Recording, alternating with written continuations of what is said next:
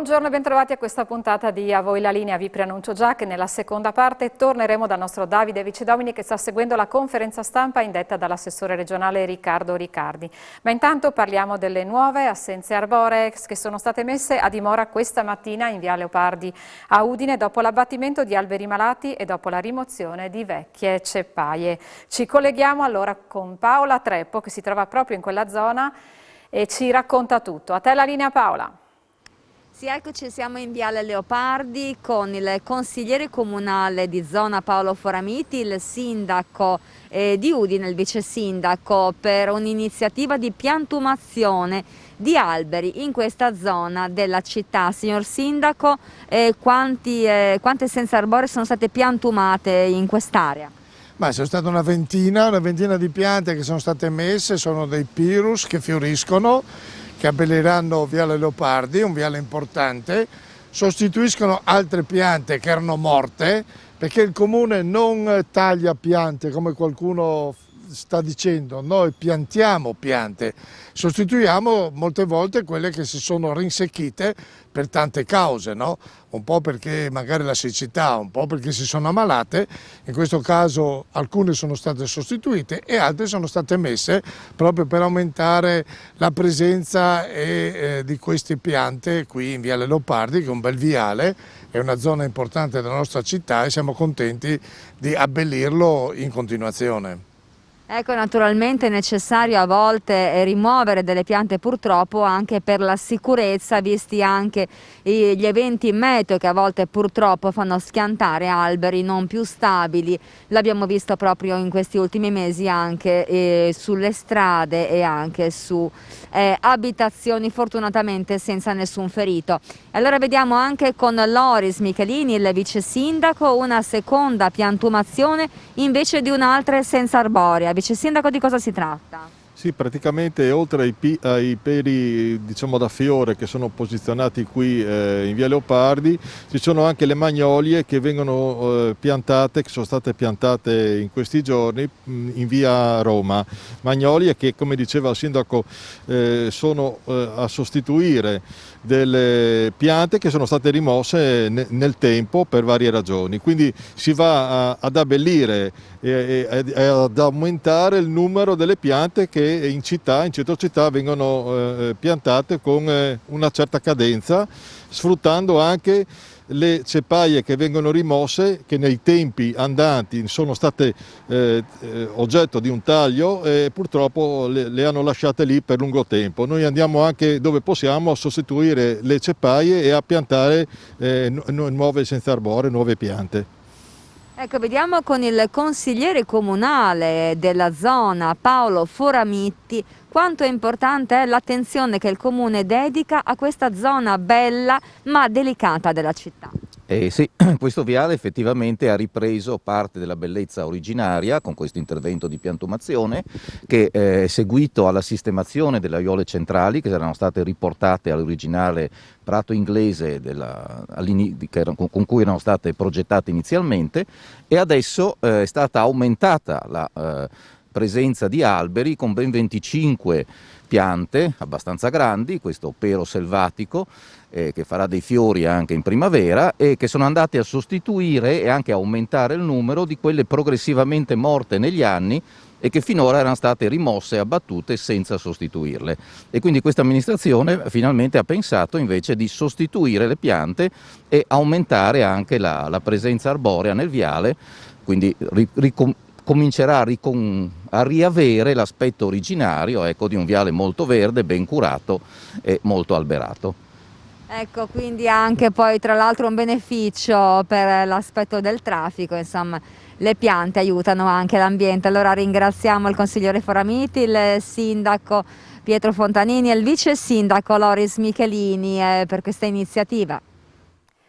Grazie Paola. Partenza dei saldi rovinata oggi dalla pioggia. Poche le persone per negozi, ma commercianti fiduciosi di rifarsi già a partire da domani.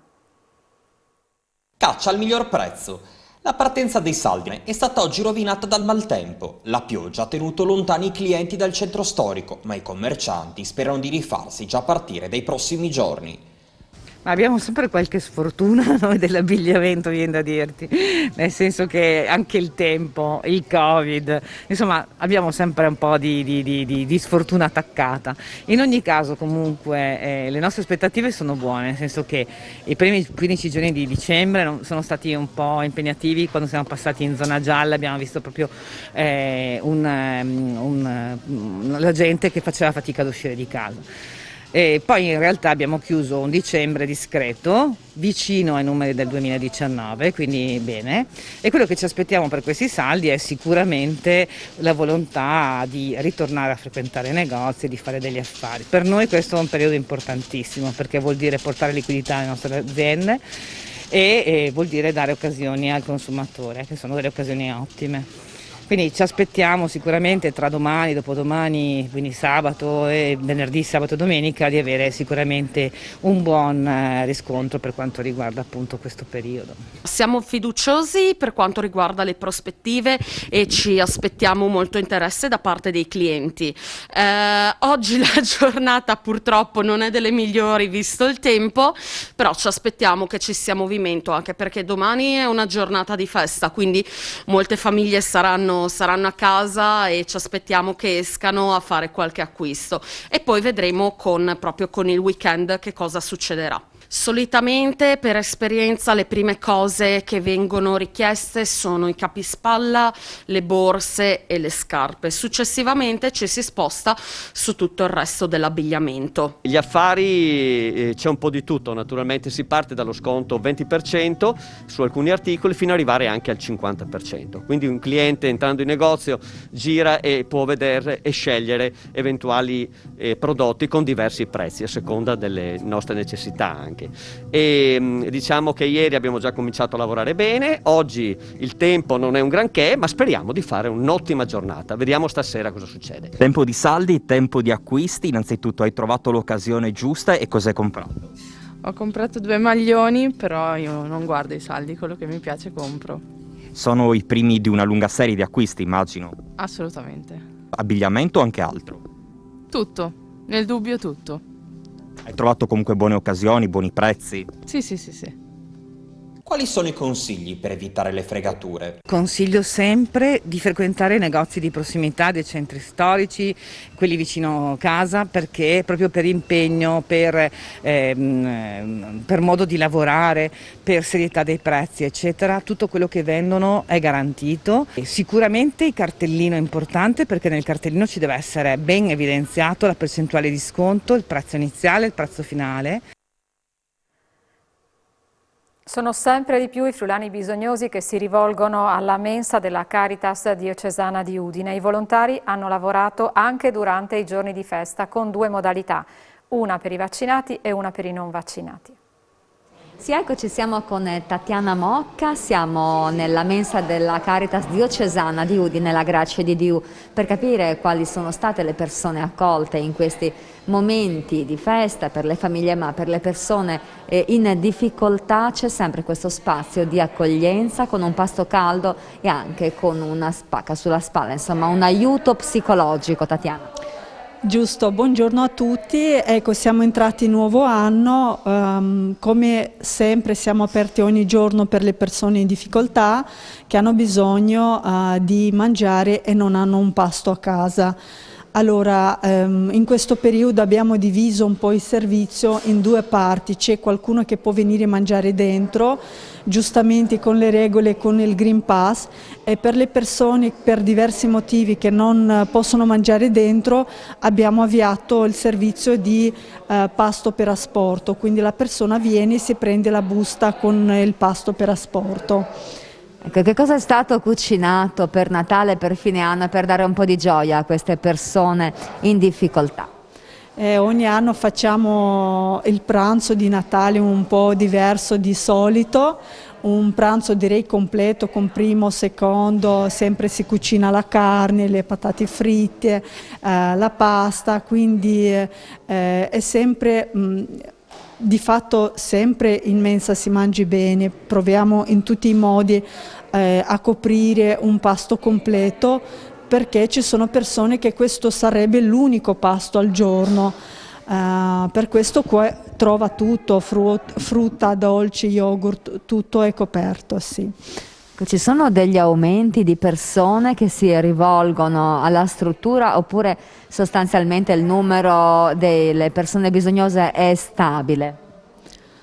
Allora, direi che il numero diciamo è stabile verso 100 persone, solo che le persone cambiano, purtroppo non sono le stesse, quindi potrei dire che abbiamo 20% di persone che sono rimasti, magari quelli che venivano una volta, invece 80% sono sempre persone nuove. Chi ha bisogno di una settimana, chi ha bisogno di un mese, chi ha bisogno di un intero anno a mangiare. Ecco, ricordiamo che c'è anche il centro di ascolto, proprio mentre si consuma il pasto, un pasto caldo, si può anche confidarsi con un operatore di Caritas per cercare di riuscire a superare i propri problemi. Siamo contenti di avere questo centro d'ascolto e per noi è molto importante. Giustamente è difficile fare aprire una persona che si sente in difficoltà. Lo spazio del centro d'ascolto è dedicato proprio per ascolto delle persone, per le difficoltà. Non sempre la persona diciamo, è pronta a riconoscere il suo stato di disagio. Non è pronto a trovare le risorse che ha magari lui stesso. Per questo dopo un ascolto e un approfondimento della storia della persona proviamo a aiutarlo in tutti i modi. Ecco, ci sono come percentuale più persone bisognose che si sono vaccinate e che quindi possono fare accesso a questi spazi dove ci troviamo noi in questo momento, quindi al chiuso, oppure più persone che chiedono il pasto per asporto, un po' l'indicazione? Allora adesso siamo metà-metà, quindi metà persone che sono vaccinati e metà che prendono per asporto. Per asporto prendono non solo le persone non vaccinate, ma ci sono persone che per diversi motivi di salute, per evitare un po' i contagi o per la loro protezione decidono di prendere per asporto. Allora ringraziamo per il loro lavoro tutti i volontari e gli addetti di Caritas Diocesana di Udine che al di là delle giornate di festa, al di là dei tempi liberi, dedicano tutto il loro spazio alle persone in difficoltà anche in questi giorni di festa a cavallo tra il 2021 e il 2022. Noi adesso ci separiamo per una breve pausa pubblicitaria, ci ritroveremo nella seconda parte dove torneremo in collegamento con il nostro Davide Vicedomini che sta seguendo la conferenza stampa dell'assessore regionale Riccardo Riccardi.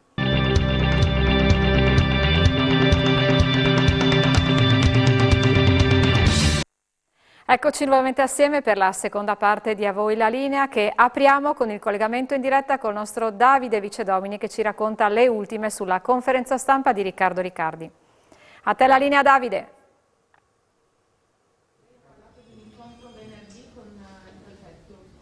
Siamo insieme a Luca Latuada, che è direttore medico dell'ospedale di Udine. Noi abbiamo appena terminato la conferenza stampa per quanto riguarda i dati dell'attività del Dipartimento di Prevenzione che ci dicono, almeno per quanto riguarda l'occupazione post-letto, che si è meglio rispetto all'anno scorso.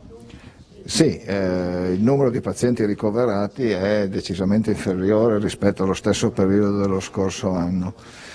Più o meno abbiamo un centinaio di pazienti ricoverati, di cui 26 ricoverati al Palmanova, in medicina Covid a Palmanova, e gli altri sono ricoverati qui al Santa Maria. A questi aggiungiamo 33 ospiti dell'RSA Covid a Gemona, che sono circa un terzo, grosso modo, rispetto allo scorso anno.